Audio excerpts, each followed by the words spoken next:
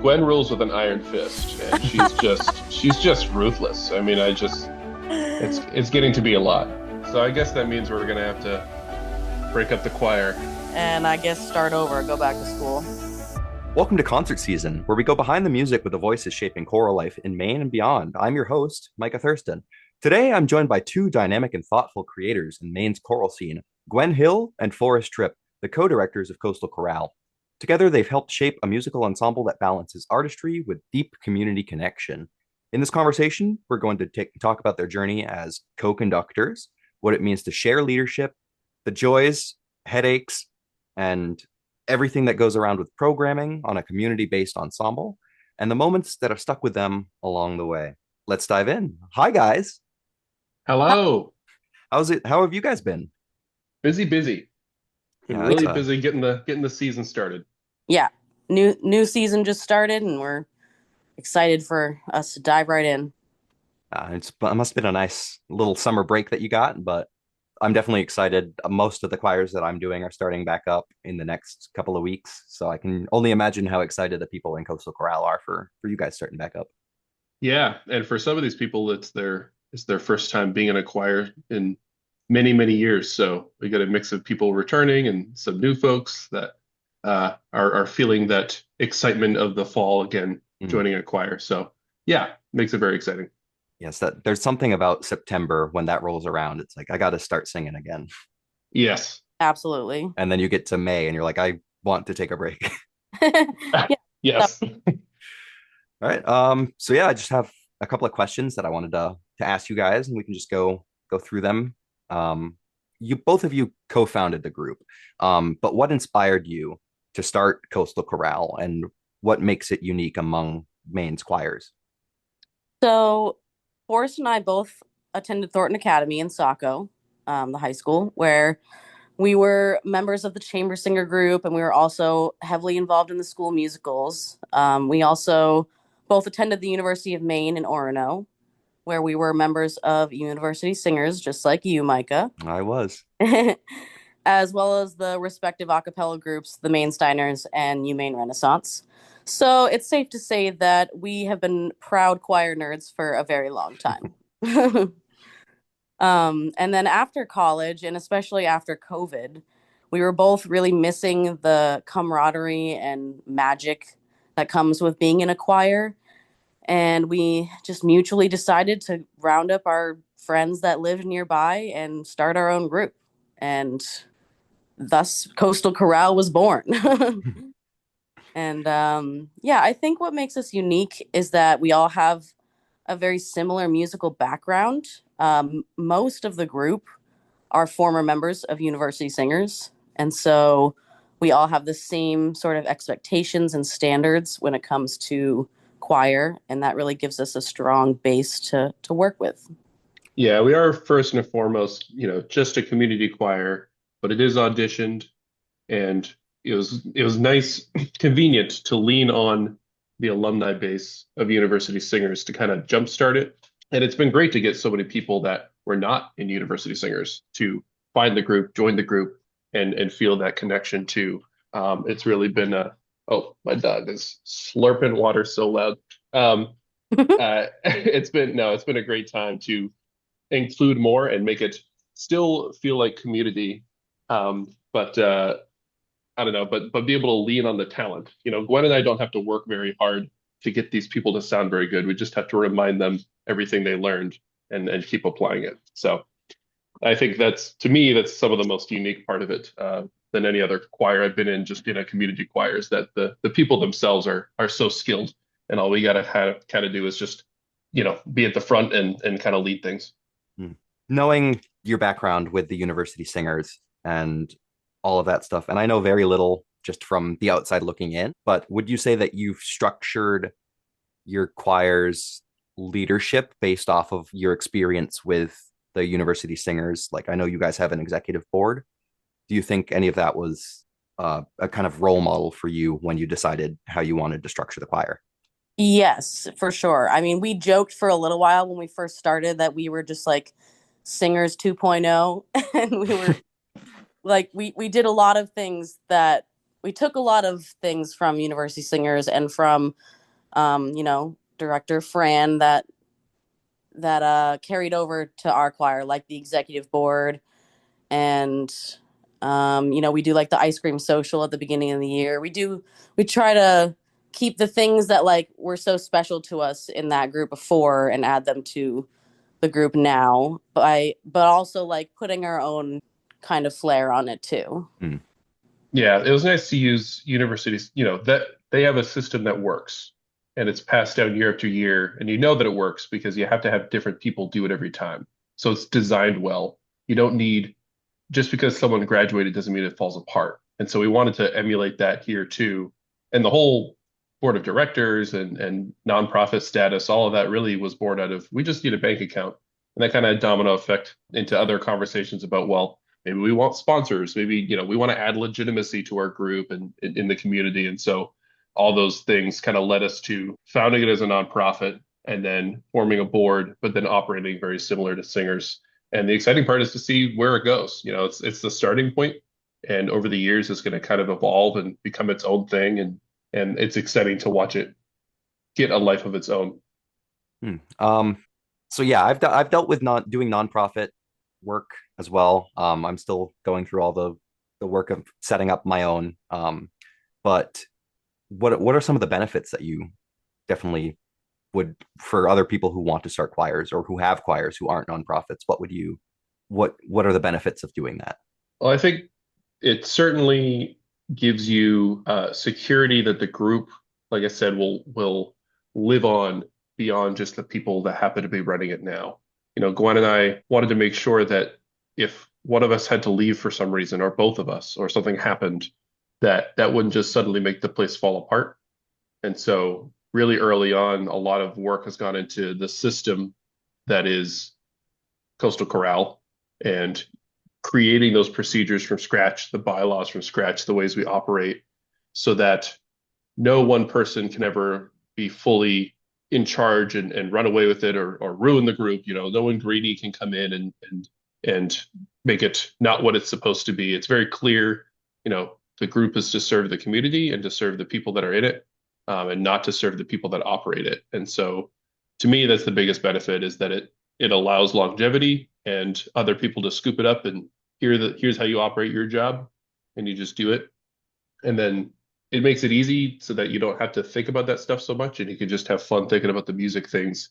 And Gwen and I could focus on preparing for the next rehearsal rather than, oh no, how are we going to get people to come to the concerts and when are we going to pay our bills and that kind of thing. Hmm. Yeah, you mentioned that you had when you first started out, it was a majority of university singers alumni. Um, I'm not sure what percentage you're at now. I think you guys have what, 40 something members now? I actually figured this out before we did the interview because I was like, he might ask. And we have, we have 41 members, and I believe 36 of us are university singers. So that, Wow. yeah, mathed out to be like 87% or something like that. But yeah, it's pretty Yeah. cool. But how would you describe the ensemble sound with such a large group of, I would say, pretty seasoned choral singers? Um, and like what how would you describe the sound and the artistic vision to someone who hasn't heard you before?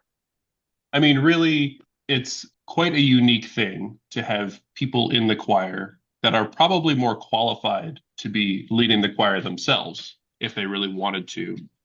But I think people also enjoy just being able to be in it and not needing to worry about that aspect. And so we get a lot of, help from the members themselves. There's people will chime in and maybe we should do that, maybe we should do this, and here's a tip here or there, as Gwen and I are really deep into the music itself and we don't have ears on everything. So it's great having a crowd of professionals in there all trudging toward the same goal. And so when you have that, once things start to click and we very quickly get past the note learning and very quickly progress into the music making, uh, it's a super great time. And I think you can hear that in the final product. It sounds like everyone is comfortable with this.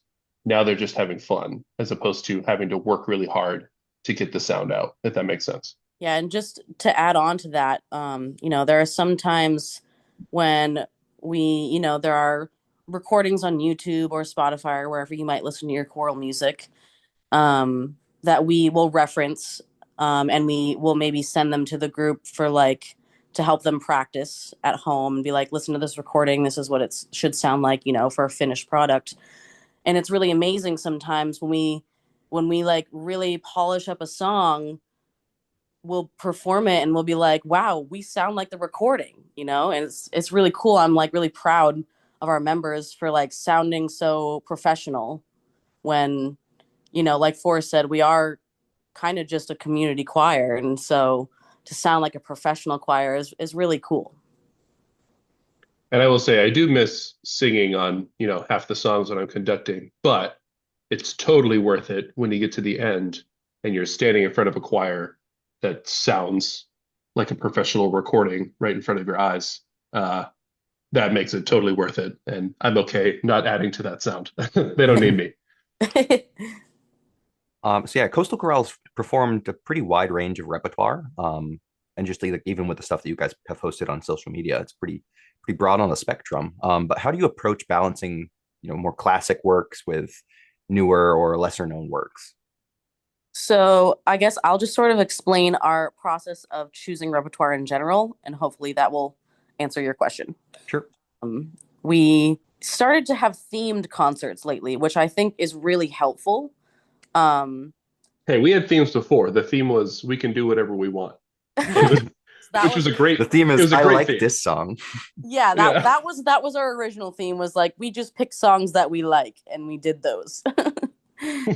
But yeah, so last spring we had like a nature themed concert, and then this fall, or I guess it's the fall season, but our concert will be in January.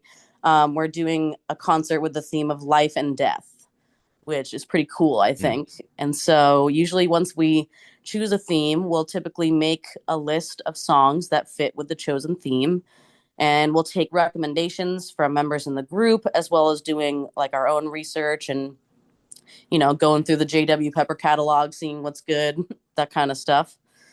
And then we narrow down the list, while doing our best to include different genres, throw in some crowd pleasers, include songs that we personally think are cool.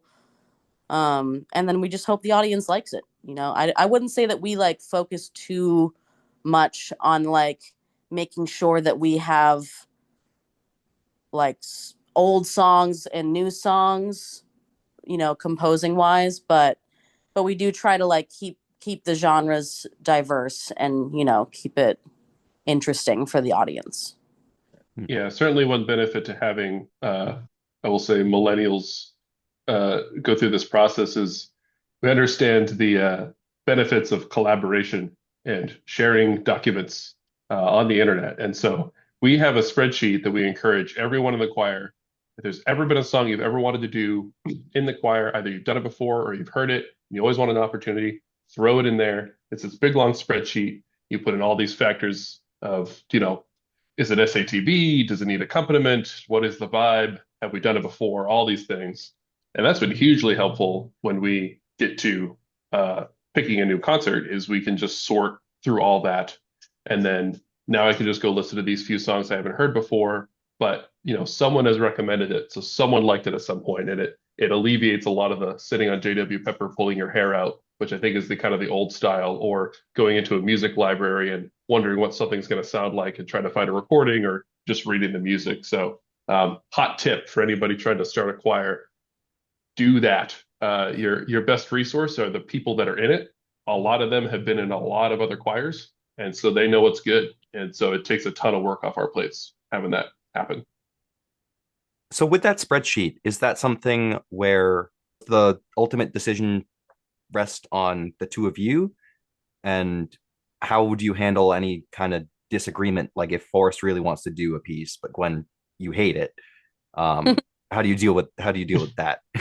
Well, We deal with that every time. yeah, Yeah. luckily that hasn't been too much of an issue for us yet. I feel like Forrest and I have like a similar opinion on like what choir music is good, and There have been some pieces that, like, when we first start them, I'm like, I don't know about this piece, but honestly, when we get to the end of it, I'm like, you know what, that was cool, Mm. and so it is all worth it in the end. And so far that has been fine choosing between the two of us. But, it is sometimes hard when, like, there's several people in the group that are like, we should do this song next semester. But then Forrest and I kind of have to say, like, well, it doesn't really fit with our theme right now. Or, like, we already have too many pieces. So we're going to have to put yours on hold for another semester. But, everyone's been pretty understanding. They just keep their song in the list and, hope that we get to it eventually. It's also easier to accept when a song you really want to do doesn't make the cut because we're not a school choir that's only going to be here for a short amount of time.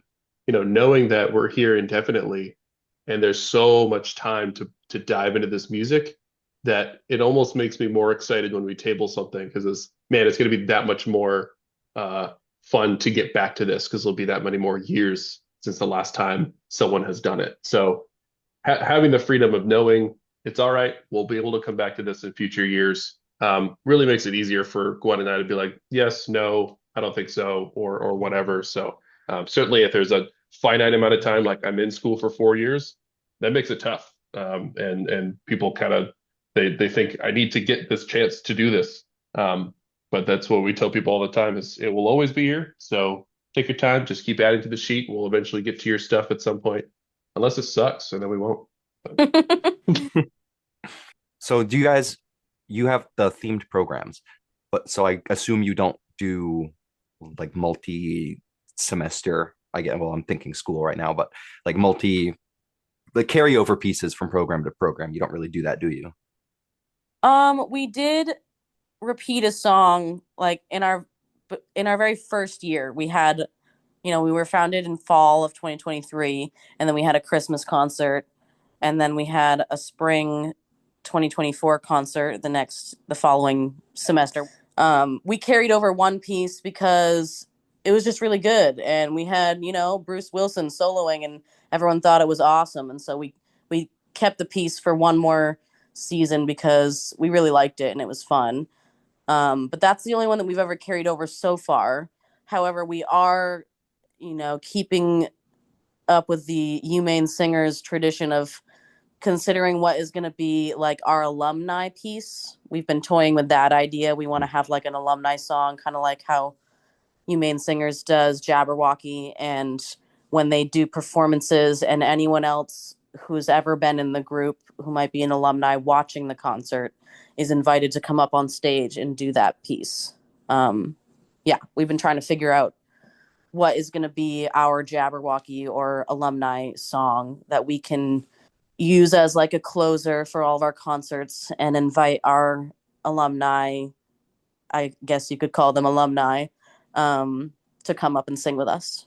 I was just gonna say, yeah. So once you're a member of the choir, you're always a member, but people are free to go whenever they need to because we understand that now that everyone's in adulthood, people are going to have children, they're going to get married, they're going to move, they're going to have different jobs, and they may leave Maine, then they may come back, and so we made that very clear to people that once you've made the cut, now you're good, and don't feel guilty about leaving or feel like you'll probably get some FOMO if you're gone for a while, but that helps people just be able to put the choir, weave it within their lives, and not need to, they just need some time to step away because life is too crazy, and that's fine.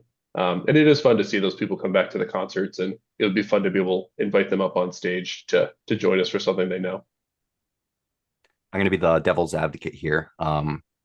My favorite piece that would be a really good alumni song is The Road Home, Oh I but yes. I love that piece. That it is would be so devastating for people to come up and sing that. it really would. Everyone would cry every time. Yeah, what role do you guys see the choir playing in the cultural life of your community and just broader Southern Maine? I'm really hoping that this choir gets people out of their houses and out to see live music. I don't know a lot of community choir concerts where the entire audience is anything other than just friends and family, if not just family, of the people singing.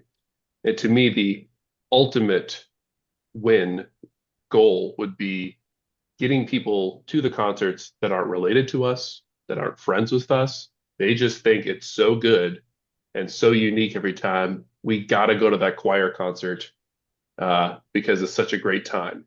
Like that to me is the biggest goal, so that then we can bring those people stuff they have not heard. You know, the concerts are usually pretty eclectic. Um, and so you'll get a little bit of everything. You'll get the typical choiry things, but then we try to throw in a few things that throw people off. So that to me would be amazing if we could start to kind of change what a community choir audience looks like, not just the community choir itself. And to add on to that, and it also, I guess, kind of goes back to what makes us unique, is that our concerts are also kind of partially a comedy show as well, because Forrest adds in little comedic bits, or I guess I wouldn't call them monologues. They're not that long, but he'll have little funny things. Sometimes they're too long, but yeah. He'll add in little funny things in between each of our songs to like keep the audience engaged and stuff. And so I think that adds to the cultural life thing too, because people like will hopefully like coming to our concerts because it's fun for them, and they know that not only are they going to get to hear cool, unique music, but they'll also get to like laugh and have a good time throughout the show. Whereas, other concerts, maybe put you to sleep, or maybe make you leave not feeling as satisfied as you could. But I like that a lot of people have told me like when leaving the concerts, that they really enjoyed just like getting to laugh the whole time. And that was, a lot of people's favorite parts of our concerts. Yeah, and a lot of the goal with that is to particularly, you come out, I always prefer just sing the first song, just hit him in the face with it. And then after that, get everybody to relax, tell a joke, they're smiling. I also don't tell the choir anything I'm going to say until the day of the concert. We go through the order, we do the dress rehearsal, that typical thing, but I never tell them what any of my bits are going to be or anything like that, because then the choir is also experiencing it for the first time. They're smiling, and then they start mirroring each other. The audience is smiling because the choir is smiling, and then the audience is smiling. So everyone starts feeling a little bit more communal. Everybody relaxes. No one is here to stick their nose up at anybody else. Like it kind of makes it's to make choir music more accessible and more digestible for just any person, and not feeling like they're not welcome just because they don't know every single little bit of choral history or are trained in it. So that was kind of the foundation for it, was let's make this part of it interesting, whereas normally it's the part of the concert you never remember is what did the conductor say in between songs and everybody's resting. So make that part of it entertaining too. And I'm looking forward to making other parts of it entertaining that are not typically focal point. How we get on stage, how we get off stage. Talk about the most boring part of a concert is watching 60 people file on one at a time. Boring. I want to, play around with that. Have people come crawling up on the stage. You know what? So it's fun to have an opportunity to test that out and try that, and then hopefully, yeah, that'll be another aspect of why you get some people come to the concerts. Can you share a particularly memorable Coastal Chorale performance or moment that stayed with you? I know you guys recently did a national anthem at, was it a Portland Sea Dogs game? It was, yeah, and that was actually the exact thing that I was going to share. Was our national anthem at the Sea Dogs game this past July, which was super cool for us. And it was obviously only the one song that we got to sing, but it was by far the largest audience that our group has ever performed for.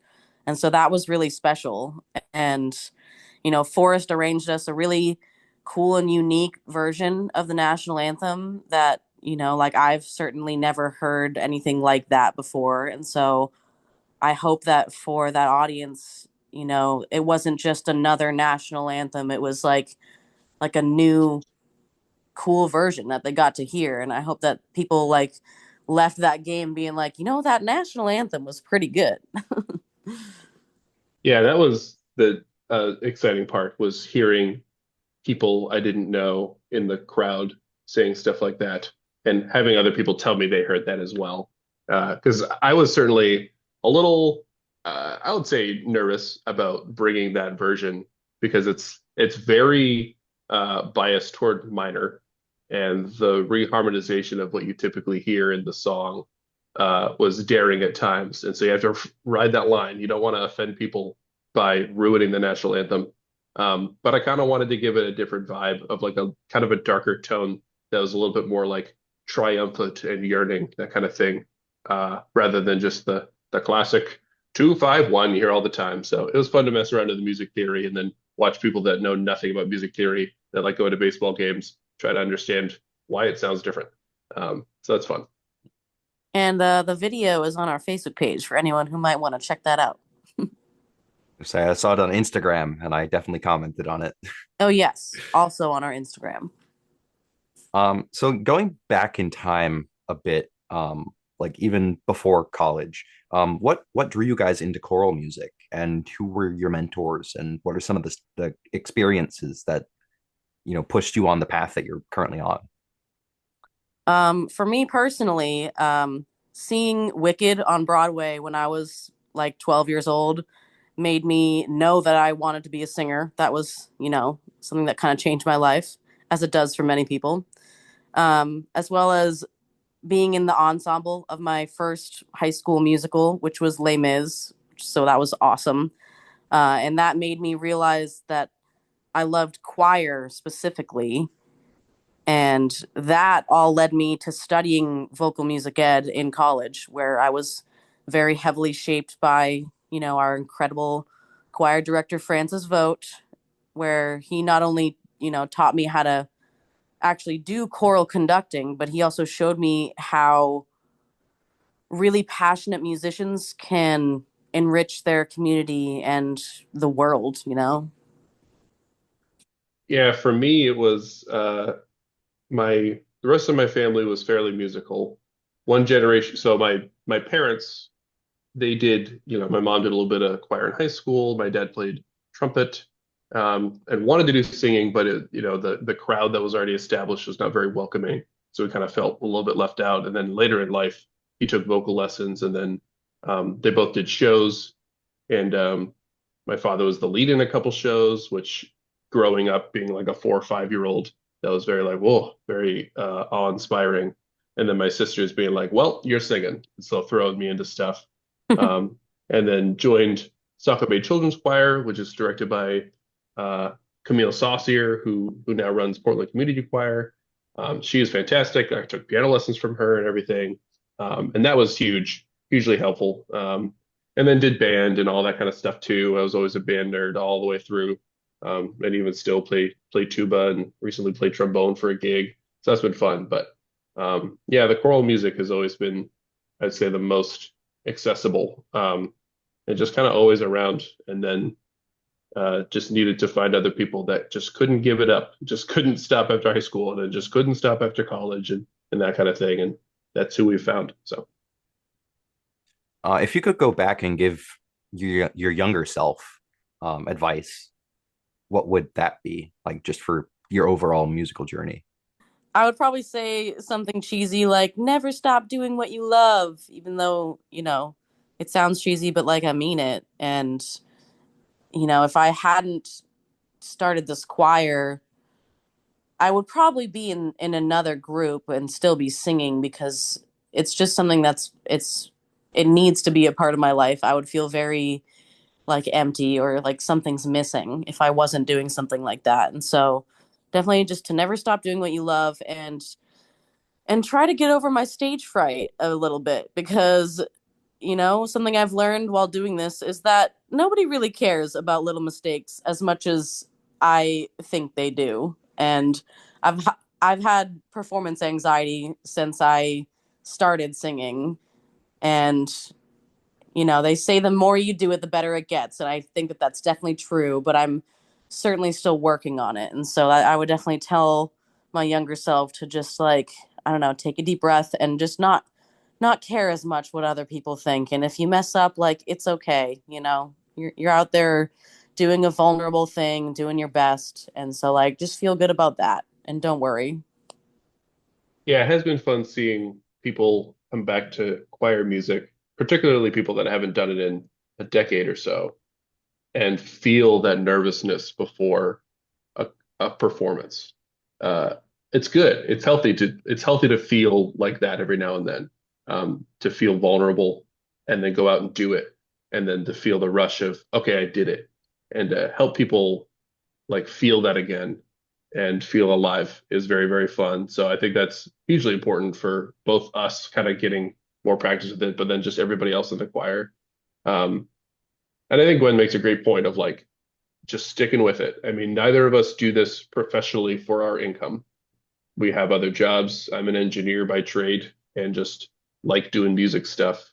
And it's something we always preach going through school, and particularly when we were in Renaissance and Steiner's, going to schools and doing workshops and stuff. We always tell the kids, you can always make music part of your life, even if it's not what you go study.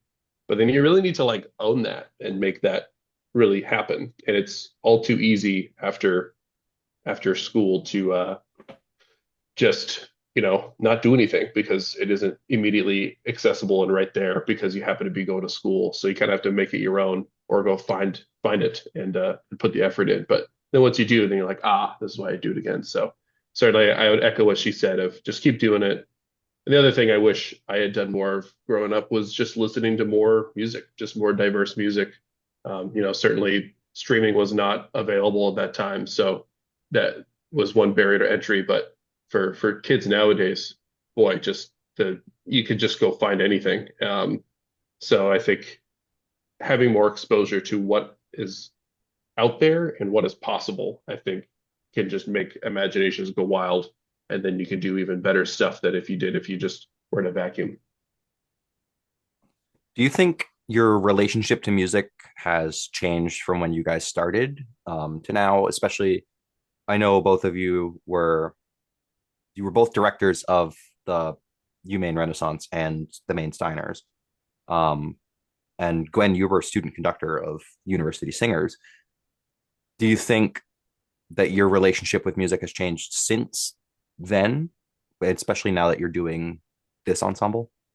I would say that now as a leader, I'm definitely considering the audience's reaction and experience more so than when I was in college because at least when I was student conductor of singers, I didn't pick the music. I just, you know, had a song that I was going to conduct and I didn't have to worry about like, oh, like was this a good enough song cuz like I had to, get the okay from Fran and I trust Fran with, my life. So I I wasn't thinking about that as much. I was more focusing on like, oh, I hope that my friends think I'm doing a good job and I hope that my peers, respect me and that kind of stuff more. Whereas now, I mean, I do still think of those things. I still hope that my peers respect me and that kind of stuff, but I'm definitely a lot more focused on the audience and their experience now that it's really up to Forrest and I to kind of curate that. So that's how I would say I've changed a bit. Yeah, it's certainly different from leading an a cappella group like Steiner's or Renaissance, because when you're in that, you perform with them. And we've done a couple pieces like that where, technically one of us are the conductor, but we'll just kind of stand with the choir and no one's up there flapping their arms, and that's always fun. But it's made me realize, how much like what the job of the conductor is. And it's really just here's when to do stuff and here's how to do stuff. And all of my previous conducting experience really has been band.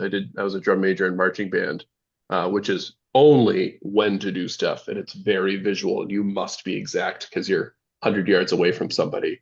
But then choir, it's once the music is learned, the when to do things almost completely gives way to the how to do things and the emoting to the people in front of you, how you want them to emote the music. Um, that's been very eye-opening to me and very fun to kind of realize and enjoy in and of itself. Um, so yeah. So what is it like, being co-directors and leading an ensemble together? And what do you think your works, how do you think your work styles complement each other? I would say our directing styles are actually pretty similar. Um, Neither Forrest or I like to take ourselves very seriously, so we do joke around a little bit while we're learning music, but we also take learning the music pretty seriously. We have, high expectations of the singers to, basically hear their part played one time and to be able to sing it back correctly, and then we move on. We typically move at a pretty fast pace. Sometimes we learn an entire song in just like 30 to 45 minutes. And so, yeah, I think that we try to keep it, light and fun, but we also are like, we're here to get work done. And we want to be, what's the word I'm looking for? Efficient. That's the word. We want to be efficient in our rehearsals and make sure we're not wasting any time and learning pieces as quickly as possible is kind of the goal while also having a good time. And I think, the members that we have in the group make that really easy on us because, again, like we said, they're so talented and are also just like nice, fun people. We have a good time. How frequently do you guys meet for rehearsals?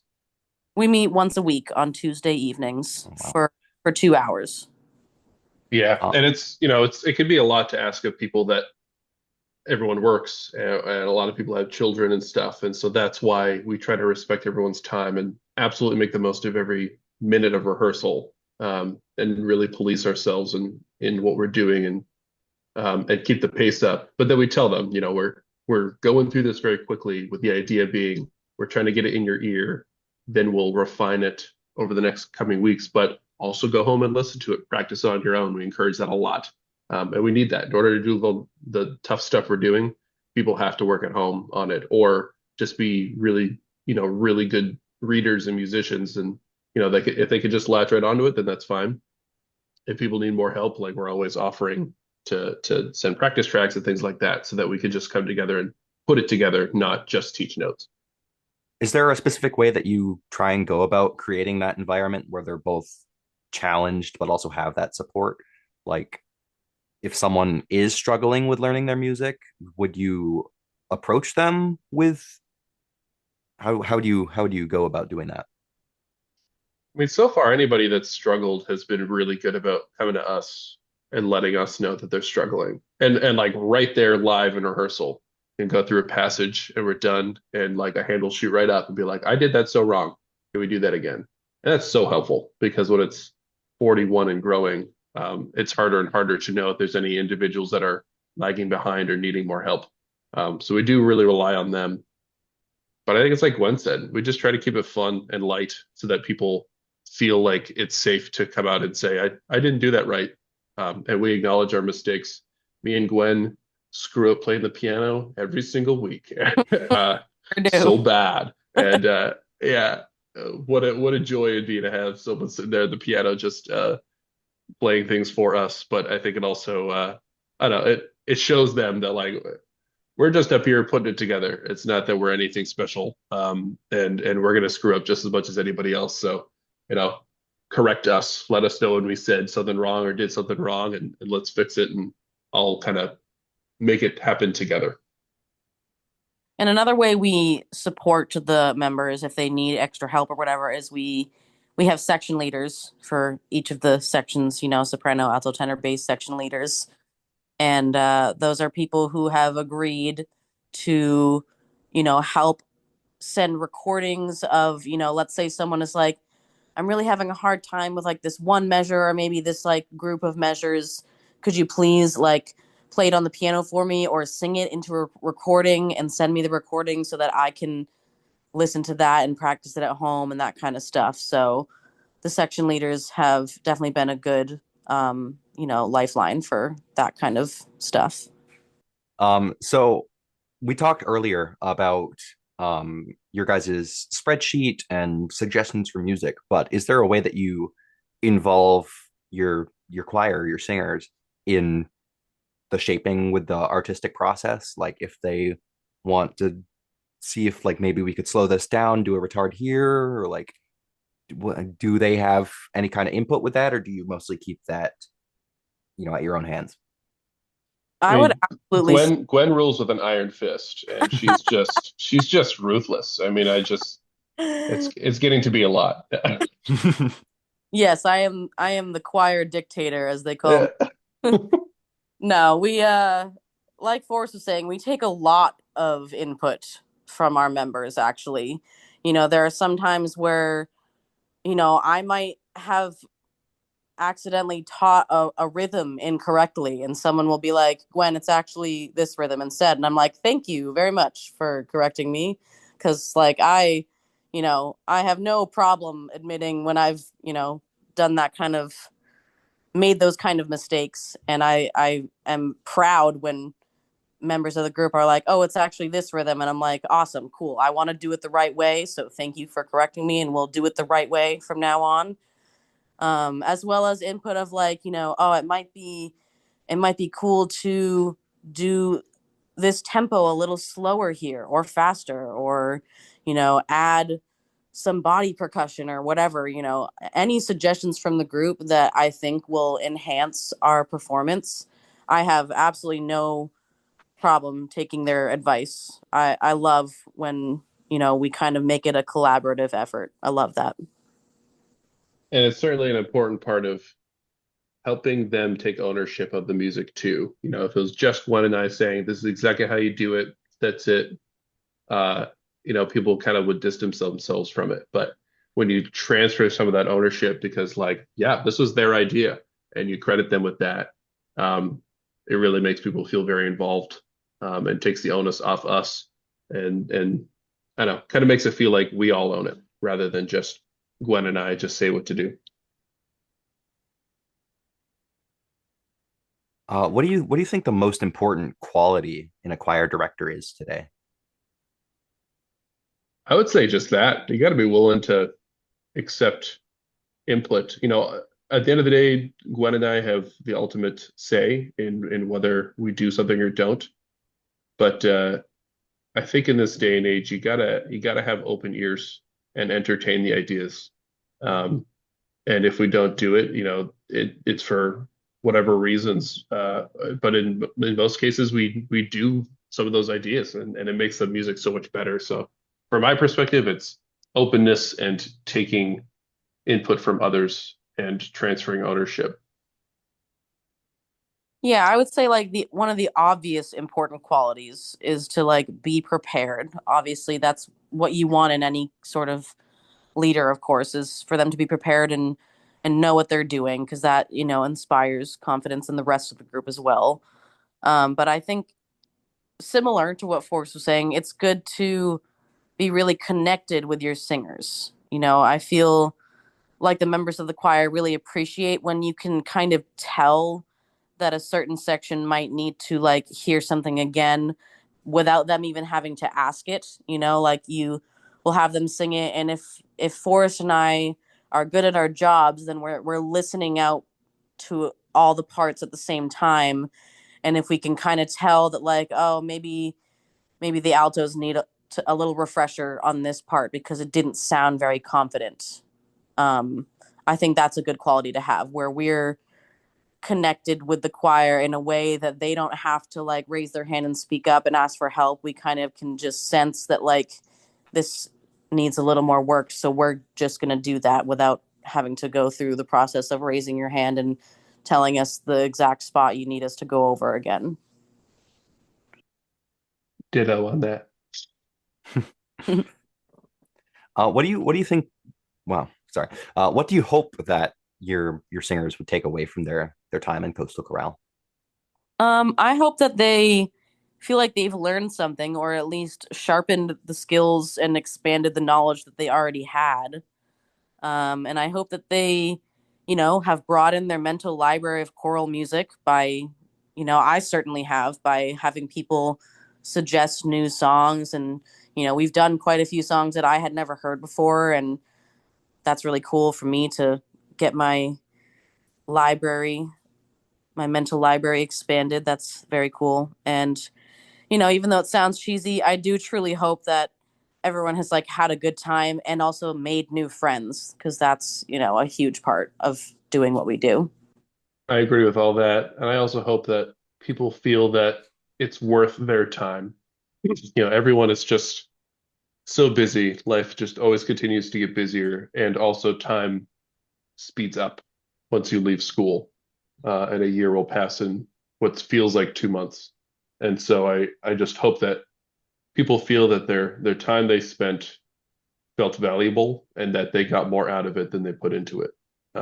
There's nothing more discouraging than being in an ensemble or a performance where you feel like you gave your all and it still wasn't enough, and you're not happy with the results. I never want someone to walk away feeling like we could have done more.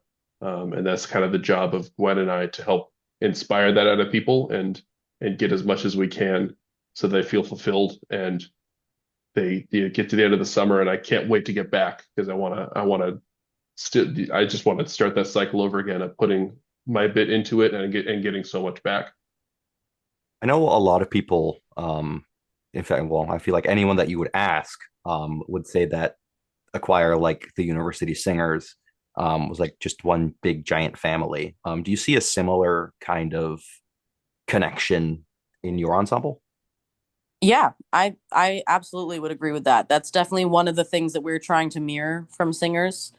It's really cool that we have so many people in our group that were in college at like completely different times, did not go to school together, but have been brought together with this group.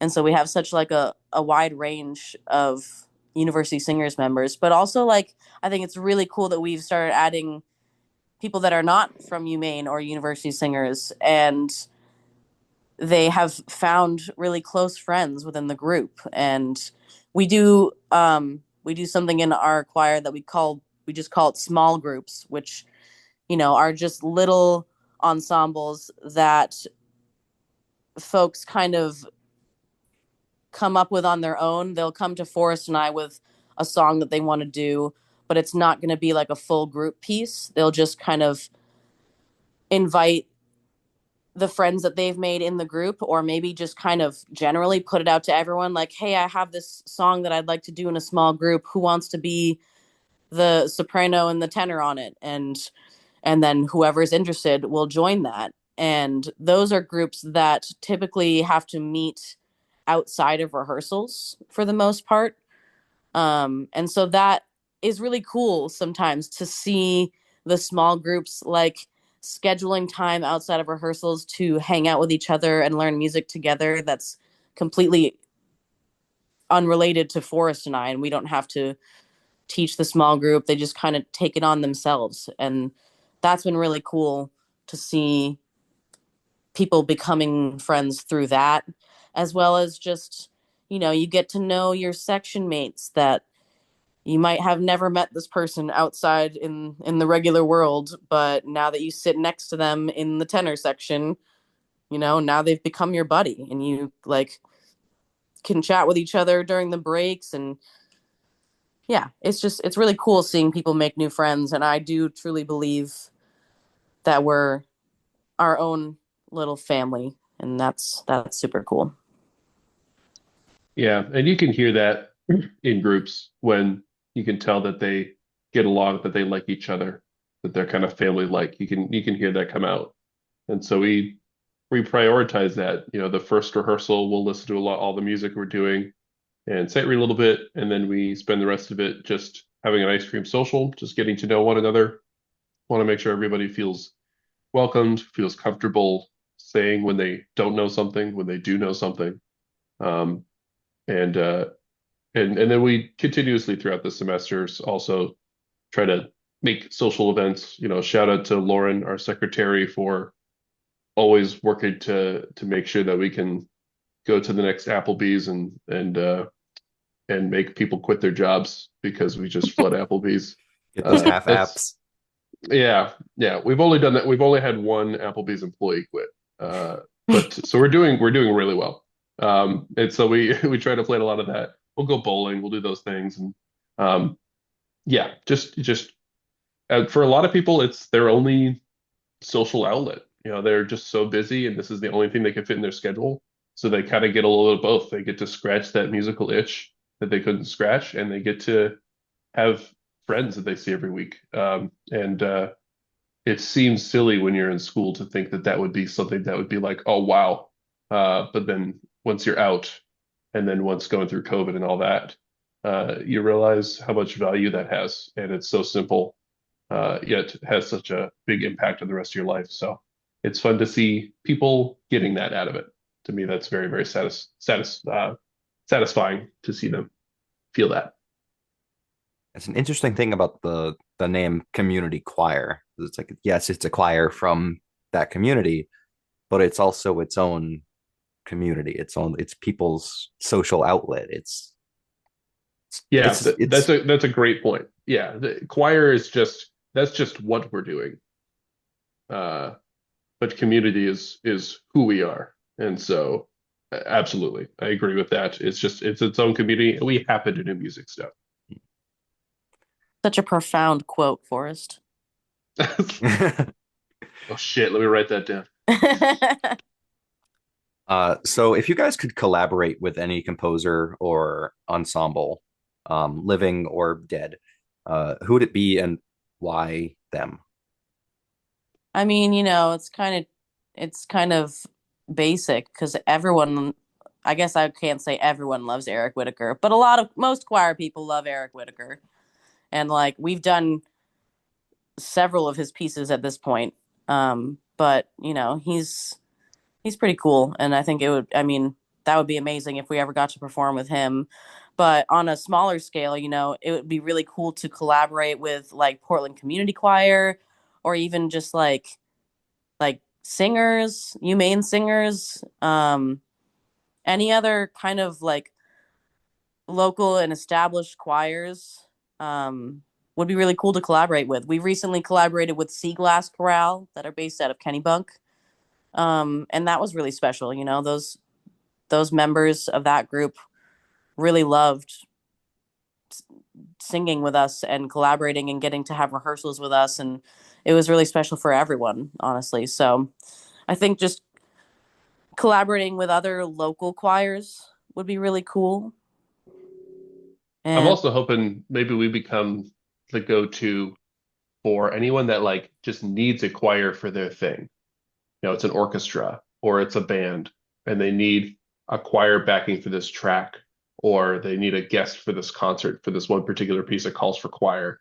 Uh, that would be so fun to be kind of called upon for those things that typically you don't need choir for. I'd also love to do Magic of Christmas and get featured with Portland Symphony Orchestra. That would be sick because I yeah, know many, many years ago before I was in it, Steiners did that, and they got to sing their own piece, just totally them, and then they sang another one with the orchestra. And so if we could do a similar thing where we could sing our own piece and then we join the larger choir, and maybe that's just the whole semester, but those types of opportunities to me would be so rewarding. agreed. So yeah, looking ahead, what kind of dreams or projects excite you the most for the future of Coastal Chorale, other than the ones that you just talked about? Well, I am super excited for this semester we have going now, and I know Gwen is too. It's the Life or Death concert. It came together with a couple of songs that we'd uh, discussed in kind of the previous semester, some that we had done in singers before, some pieces no one's done before. I did an arrangement of a piece, Hymn of Axiom, that's very, very cool. So I'm just excited for just this upcoming concert, let alone what's coming in years, uh, because I've, I'm excited to see the audience's reaction to a unique way to bring some of this music to them. We're going to try to put a little spin on things to make it more exciting for people and really kind of surprise them with what you can throw together with a community choir in a matter of 3 months. So I'm super excited, and the choir members are excited. That is the only way you're going to be able to get it done. If everyone else, Gwen and I have learned our lesson. If they're not excited about it, it will take forever to learn and it'll never be what you hope it to be. But if they're excited, it'll practically teach itself. We just had that hymn of vaccine piece I mentioned. Everyone is stoked about it. We did it last rehearsal and we got through the entire piece in one rehearsal. Needs plenty of polishing and all of that, but to be able to move on beyond the notes and rhythms because people have been so excited about it, they've been listening to it. They need to learn how to sing the song. They don't need to learn the song. They already know the song. They just need to learn how to sing it. And that makes it so much easier. And so that puts it on us to make programs exciting for people and make them want to feel that way. So I am just excited for 3 months from now. And after that, we'll see what happens. Absolutely. And then another thing that, we haven't really put any work into this yet. It's kind of just like an idea or a dream that we all have, but we have a lot of musical theater nerds in the group as well. And so we've talked about doing some kind of like cabaret or even potentially doing like a shortened, maybe one act version of a musical. And I know a lot of people are excited about that. Like I said, we haven't begun working on that yet. We're just working on our life and death concert at the moment, but it's an idea. It's a seed that has been planted in everyone's brains, and there's a lot of people that are very much looking forward to doing something like that. And we also have a lot of good like actors in the group too that I think will get to have their moment to shine if that ever does happen. So I'm really looking forward to that. Coastal Chorale voices on fire. Pretty much. Mhm. I would go to that. I'd pay to watch that. We'll uh, So we'll we'll take your money. so one thing that we do on this show, just to close it out, I have a list of 20 true or false questions. Some of them are painfully easy, and if you get them wrong, I'm going to judge you. Um, I split them in half, so I don't know who wants to go first and who wants to go second. But it's rapid fire. I'm gonna read it. You're gonna say true or false. You know how it works. Um, and because there's two of you, I need you to get 15 correct. And if you get 15 correct, I will Venmo you a collective $20. Oh boy. All right, Gwen, I don't know how you're feeling. Uh, You I'll go. look I'll go first. That's fine. okay. Do we try alternating and then if it's an oh no situation, we could phone a friend? Oh yeah, how about we do that? Can we just Okay. back and forth for each question, and if we're not sure, maybe we can phone a friend. Sure. I just phone you every time. Okay. Franz Schubert wrote over 600 liter in his lifetime. And we didn't decide who's going first, did we? Oh No. Oh, wait. this you're No, I think totally going first. You're totally going first. Okay. Yeah. Let's say true. that is true. Sick. Wow. I mean, yeah, you definitely knew that. Yeah, yeah. Yeah, I totally knew that answer. Yeah. I was supposed to make this into a checkbox and I didn't do that. So I'm going to do that right now so I can keep track. Okay. Okay. John Cage's piece 433 instructs the performer to play only one sustained note for 4 minutes and 33 seconds. True. It's false. Damn it. Uh, Miles Davis's Kind of Blue is considered a landmark modal jazz album. Uh, um, let's just keep going with true. It's true. Woo! Uh, Nice. Chopin composed more symphonies than concertos. I'm gonna say false. That is false. He did not Nice. compose any symphonies and only two Oh, concertos. wow. The Beatles song Yesterday is one of the most covered songs in history. Um, I'm gonna say false. It's true. Oh, bummer. Hildegard of Bingen was one of the earliest known female composers. All right, she gets a Beatles question, and I get this one. Ay, ay, ay. I'm gonna say true. It's true. I'm a genius. That's all I'm saying. Giuseppe Verdi was a central figure of the German Romantic opera. True. False, he's Italian. Uh, Um, You had that, Gwen. You had it. I did, but I didn't. The term blue note in jazz refers to a pitch sung or played slightly lower than standard intonation. I feel like I should know that. I thought it was something else. I'm gonna say false. True. Oh, yeah. Damn it. Okay. Claudio Monteverdi composed The Four Seasons. I should also know this. No, Vivaldi did the Four Seasons. So false? Yeah. It's false. Yeah. The Baroque era came before the Renaissance era. Oh no. I went to engineering school, I and think I I just think I know this one. okay, photo friend. I believe it's true. No, Oh, bummer. Oh Renaissance was shit. before the Baroque. When I hear Baroque, I'm like, that's the oldest stuff. Do you have any El- questions about like nuts and bolts? Because I could totally answer anything I to do with that. I don't think we got any of that. I'm sorry. Oh darn. Ella Fitzgerald was nicknamed the First Lady of Song. Oh, That is True. true. oh, nice. Yes. Philip Glass is associated with the minimalist movement in music. Oh, can I say true? I'm gonna allow it. It's true. Nice. Okay. I love Philip Glass, and he does the same shit over and over, but it's really good. The Mass in B minor was composed by Wolfgang Amadeus Mozart. I'm gonna say true. False. It's Bach. Oh, darn. Duke Ellington Botch. performed primarily on the trumpet. False. False.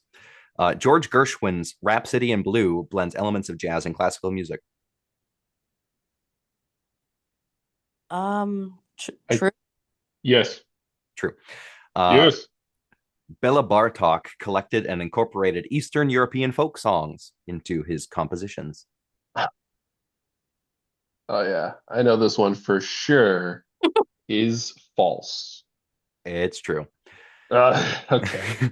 The Romantic era of music emphasized strict form and restraint over emotion.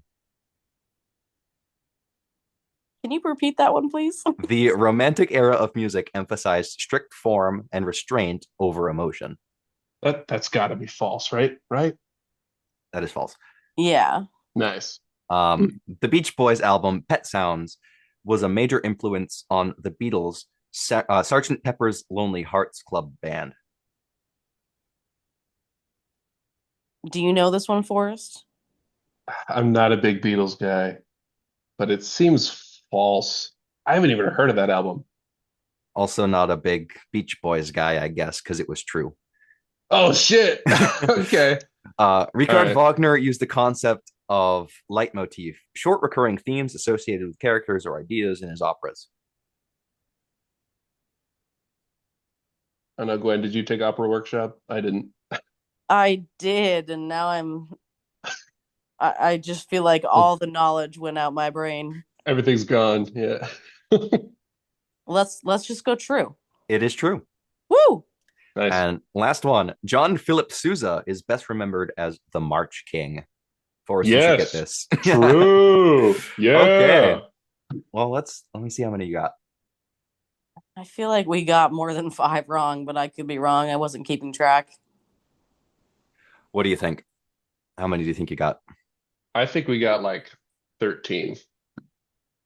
Any guess, Gwen? I think it's right around the same, yeah. You got 12. Oh no.